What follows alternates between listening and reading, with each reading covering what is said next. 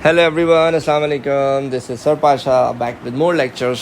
अच्छा जी, तो ये फरवरी मार्च 2021 का पेपर हम सॉल्व कर रहे हैं और पहले 30 MCQs हमने सॉल्व कर लिए हैं पिछले 3 लेक्चर्स में। और ये इस पेपर की आखिरी वीडियो है जिसमें हम आखिरी के 10 MCQs सॉल्व कर रहे होंगे। तो let's not waste any more time and start solving this.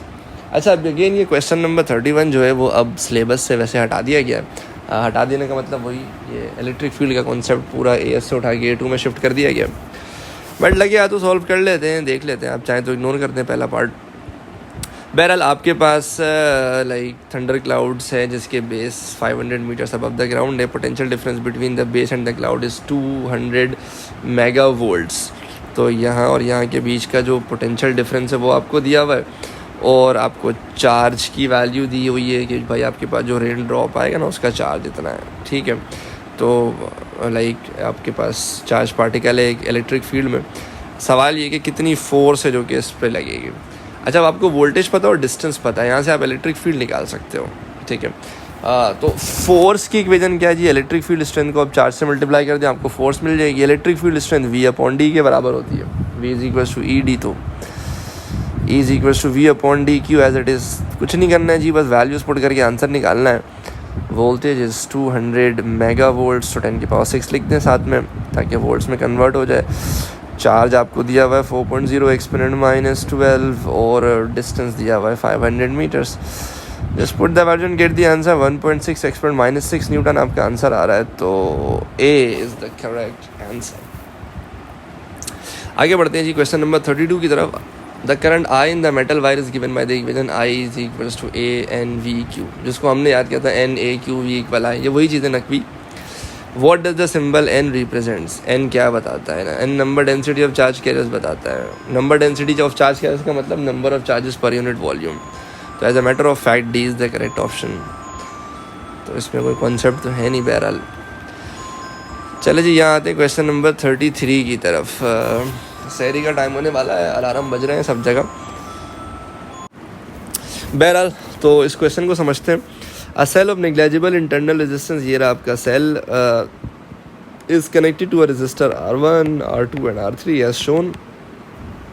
The cell provides power to the circuit and the power is dissipated in the resistor. ठीक है जी, सेल का काम है इलेक्ट्रिकल पावर प्रोवाइड करना और इन निकम्मों का काम है, ये जो 3 रेजिस्टर्स हैं इनका काम है इलेक्ट्रिकल पावर को कंज्यूम करना। सेल नॉन इलेक्ट्रिकल से इलेक्ट्रिकल एनर्जी प्रोड्यूस करता है और ये इलेक्ट्रिकल एनर्जी से हीट एनर्जी प्रोड्यूस करते हैं रेजिस्टर्स। ये प्रिंसिपल डिफरेंस है सेल और रेजिस्टर्स का, जो हमने लेक्चर में पहले ही समझा हुआ है। Which equation must be correct?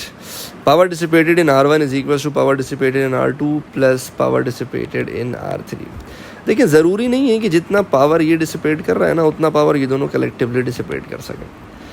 उसकी वजह ये है कि ये as a matter of fact जितना वोल्टेज इसको मिल रहा होगा ना उतना ही वोल्टेज इन दोनों को कंबाइंड मिल रहा होगा। बट पावर जो है ना वो V²/R है। लेट्स से अगर मैं वो वाला फॉर्मूला भी लगाऊं तो ज़रूरी नहीं है ना कि जो इसका रेजिस्टेंस है वही इन दोनों का सम आए।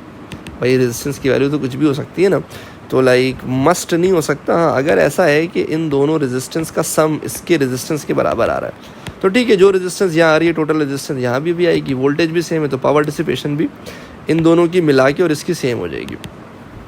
बट ऐसा कहीं मेंशन नहीं है क्वेश्चन में ना, तो मस्ट की वजह से ना A पॉसिबल है लेकिन ऐसा ज़रूरी नहीं है कि हमेशा हो। तो A can not be the correct option, ठीक है। अच्छा, बहरहाल हमारे पास C ऑप्शन करेक्ट आ चुका है, बट स्टिल बाकी ऑप्शन देख लेते हैं। Power dissipated in R2 is equal to power dissipated in R3, नहीं कोई सेंस नहीं है, दोनों का करंट सेम है। But again we are not sure कि दोनों की रेजिस्टेंस सेम है या नहीं है, तो अगेन दोनों की पावर सेम नहीं हो सकती। हाँ, power output of cell is equal to power dissipated in R1 plus R2 plus R3। देखिए, पावर स्केलर है और एक बात ध्यान में रख लेना, जो भी पावर आपका सेल दे रहा होगा ना, जितने भी रेजिस्टर्स हैं ना आप उनके इंडिविजुअल पावर्स को ऐड कर दो तो that gives you the total power provided by the cell. And this is how the law of conservation of energy works ना, जितनी पावर ये देगा उतनी ही पावर ये कंज्यूम करेंगे। तो इसमें कोई बुराई नहीं है। क्या कहते हैं, C is the correct option. D power output of cell is equal to power dissipated in R1, नहीं भाई बेकार सी बात है, बाकी चने थोड़ी बैठ जाए R2 और R3। तो C is the correct option. As a matter of fact, the cell provides all the power dissipated by all the resistors in the circuit. 34 पर आते हैं जी। A fix resistor and a diode are connected in series to a battery of EMF 6 volts. ये 6 volt की battery है, ये एक register है, ये एक डायोड है, सीरीज में लगे हुए और 40 मिली एम्पेयर का करंट जा रहा है, ठीक है ना। और डायोड का जो IV कैरेक्टरिस्टिक कर्व है ये दिया हुआ है, यानी वोल्टेज करंट का ग्राफ दिया हुआ है। डायोड में करंट 40 मिली एम्पेयर है और टेक्निकली यही करंट पूरे लूप में ही होगा, सेल में भी यही करंट होगा, रजिस्टर में भी यही करंट होगा, क्योंकि सब सीरीज़ में। What is the resistance of the fix register, तो इसकी आप रेजिस्टेंस बता दो क्या होगी। अब बड़ा सिंपल है भाई, आपको इसका करंट दिया हुआ है 40 मिली एम्पेयर, आपको सामने ग्राफ दिया हुआ है, आप देख लो भाई इस 40 मिली एम्पेयर पे ना आपको कितना वोल्टेज मिल रहा है। तो that turns out to be approximately 1.2 volts. तो आपके डायोड को मिल रहा है 1.2 वोल्ट्स, ठीक है ना। देखो ये 1 है, ये 1.5 है, तो बीच में 1.25 आ रहा होगा, तो ये अप्रॉक्सीमेटली 1.2 वोल्ट्स आपके डायोड के अक्रॉस आ रहा है। अच्छा, अब दोनों सीरीज़ में ना तो वोल्टेज तो डिवाइड होगा। अगर टोटल 6 वोल्ट है और 1.2 वोल्ट इसको मिल गया, इसका मतलब रजिस्टर को बाकी 4.8 वोल्ट्स रजिस्टर को मिल जाएगा। करंट 40 मिली एम्पेयर है। अब आपको रजिस्टर का वोल्टेज पता, रजिस्टर के थ्रू करंट पता, तो आप इसका रेजिस्टेंस क्यों नहीं निकाल सकते हो। V इक्वल IR लगा दो तो R बराबर हो जाएगा V/I के। The voltage is going to be 4.8 and the current is going to be 40 exponent -3 and this is how my friends you get the resistance as 120 ohms. So B is the correct answer.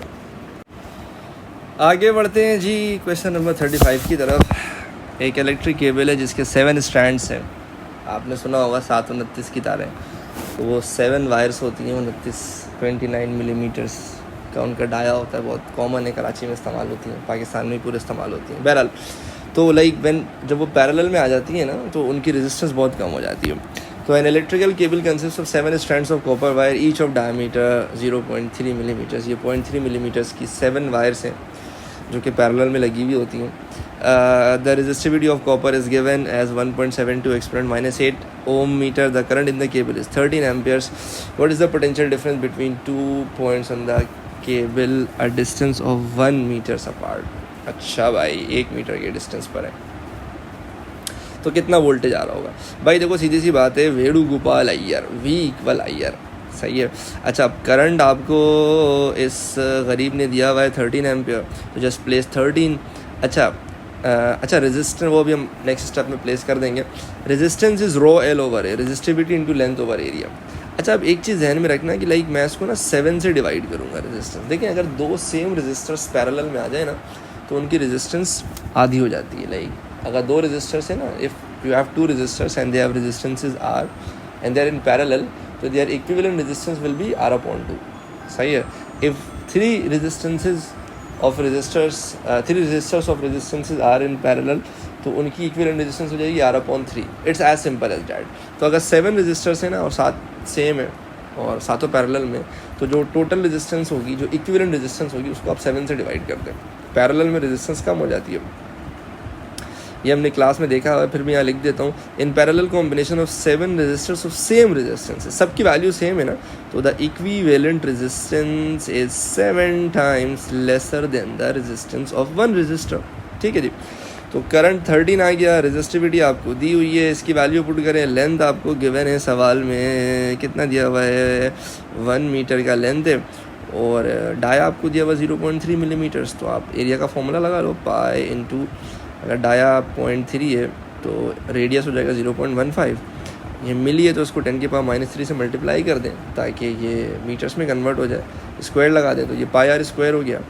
7 से divide करना था तो denominator में 7 डाल दें, इंशाल्लाह फाका होगा। आंसर आ रहा 0.45 वोल्ट्स। तो ख़वातीनो हज़रात, सी इज़ द करेक्ट ऑप्शन। आगे बढ़ते हैं, ये भी बड़े मज़े का सवाल है, इसमें अक्सर लोग फंसते हैं। A cell has an internal resistance which is connected to a switch. ये स्विच है, ये सेल है, इसकी इंटरनल रेजिस्टेंस है, और वोल्ट मीटर भी लगाया हुआ है भाई, सेल के अक्रॉस लगाया हुआ है, और डायग्राम आपके सामने। The switch S is open, switch S open है। जब स्विच S ओपन है ना, इसका मतलब सर्किट से कोई करंट नहीं जा रहा। करंट नहीं जा रहा, उस वक्त जो रीडिंग आती है ना, वो रीडिंग आ रही है 1.5 वोल्ट। याद रखना, ये वो रीडिंग है जिसे आप EMF कहोगे, समझ रहे हो ना। EMF, सेल का EMF, यानी उस वक्त जबकि सेल के थ्रू कोई करंट ड्रॉ ना हो रहा, उस वक्त जो वोल्ट मीटर सेल के अक्रॉस रीडिंग दे रहा होता है ना, वो टेक्निकली सेल का EMF होता है। फिर सेल को कनेक्ट कर दिया गया, वेरिएबल रजिस्टर से रेजिस्टेंस को एडजस्ट किया गया 4 ओम पे, तो now the volt meter read 0.75 volts. ठीक है जी। अच्छा, अब ये कंप्लीट हो गया तो करंट जाएगा, करंट के जाने की वजह से इंटरनल रेजिस्टेंस की वजह से वोल्टेज ड्रॉप आ रहा होगा। बहरहाल अब जो वोल्ट मीटर रीडिंग दे रहा है वो 0.75 वोल्ट्स दे रहा है। तो when the switch is closed, अब करंट जा रहा है, तो जो टोटल ईएमएफ है ना वो हो जाएगा IR प्लस IR, यानी I into small r plus I into capital R। ये वो वोल्टेज है जो कि आपके इंटरनल रेजिस्टेंस के अक्रॉस आ रहा होगा, और जो कि आपके सेल की यहाँ पे उन्होंने बनाई नहीं है, बट बहरहाल वो यहाँ पे कहीं पे भी आप बना सकते हैं। और एक कैपिटल R है जो आपके लेट से बाहर लोड लगा हुआ है। तो V इक्वल IR होता है, तो आपके पास I बराबर हो जाएगा V अपॉन R के। सही है। अब ये मैंने क्यों लिखा है I V अपॉन R के, मैं आपको बताता हूँ। अब देखिए E आपको पता है 1.5, ठीक है। अच्छा, यहाँ से आप I कॉमन निकाल लो और I की जगह आप लिख दो, यानी इसका वोल्टेज विच इज़ 0.75 वोल्ट्स, जो कि टेक्निकली आपके पास आउटपुट पे आ रहा है यहाँ पर, ठीक है। जो कि अब आपके देखो, अब जो जब सर्किट बंद हो जाए ना, तो अब जो वोल्ट मीटर रीडिंग देगा ना वो टेक्निकली इस रजिस्टर के अक्रॉस आने वाला वोल्टेज है। तो इसको वोल्टेज मिल रहा है 0.75 वोल्ट। ये हमने लेक्चर में बहुत डिटेल में डिस्कस किया हुआ है बहरहाल। और इसकी जो अपनी रेजिस्टेंस है वो तो हमें पता है ना, लाइक वो है 4.0, ठीक है। तो ये I की जगह वैल्यू आ गई, ठीक है, small r as it is. फिर वही 0.75 अपॉन,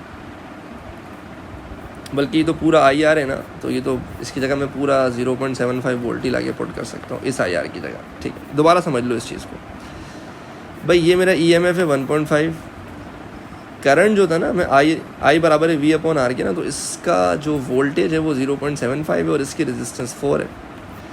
तो यहाँ पे करंट आ गया, इंटरनल रेजिस्टेंस स्मॉल r मुझे पता नहीं है, वो एज इट इज़। और अगेन ये IR is the total voltage that comes across this resistor, वो मुझे पता है ना 0.75 वोल्ट ही आ रहा है।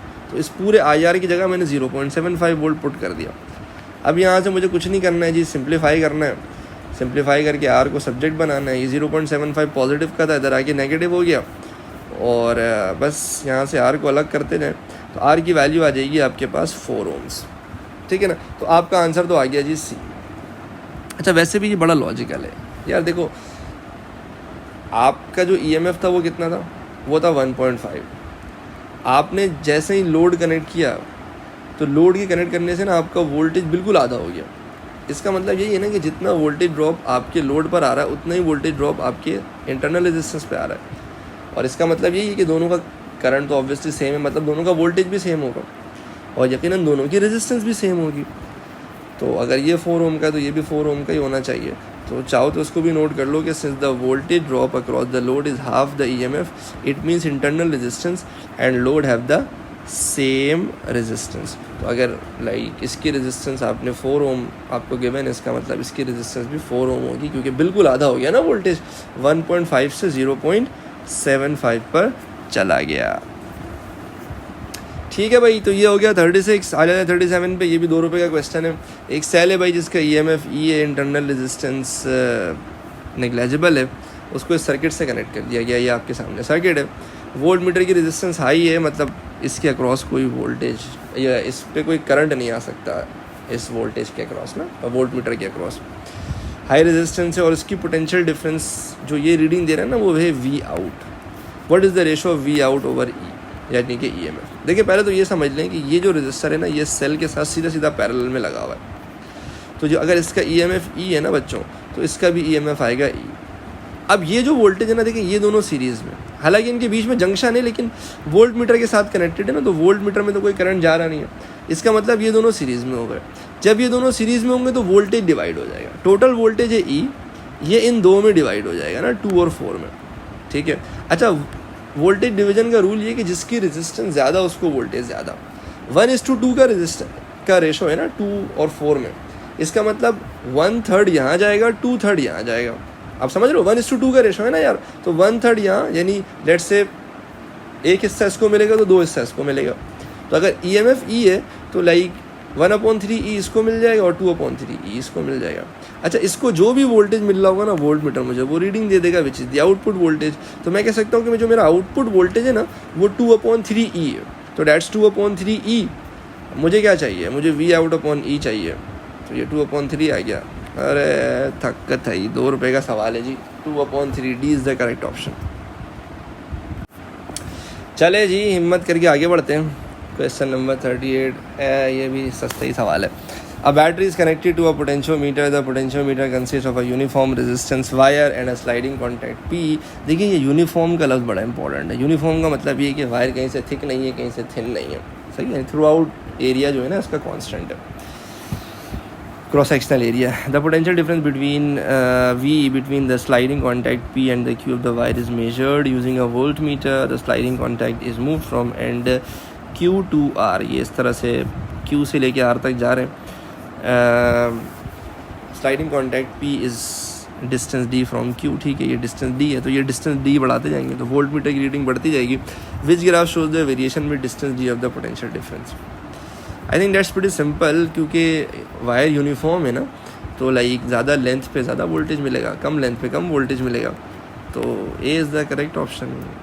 मतलब बाकी सब कुछ कांस्टेंट ही है ना यार, through out the wire current भी सेम है, रेजिस्टिव मटेरियल वही है, एरिया भी वही है, सिर्फ लेंथ के साथ तो लीनियर रिलेशन है, तो it should be a straight line passing through the origin. Question number 39 पे आते हैं। The figure shows part of a chart of a nuclide where neutron number is plotted against proton number. ठीक है जी, ये neutron number का graph है। An unstable nuclide X decays by emitting an alpha particle.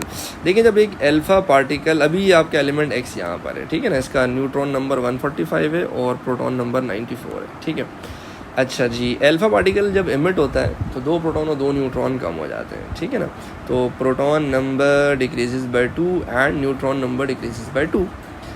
तो आप proton number 2 से कम कर दो तो 94 से 92 पे आ जाओगे आप, और न्यूट्रॉन नंबर भी 2 कम कर दो तो आप 145 से 143 पे आ जाओगे।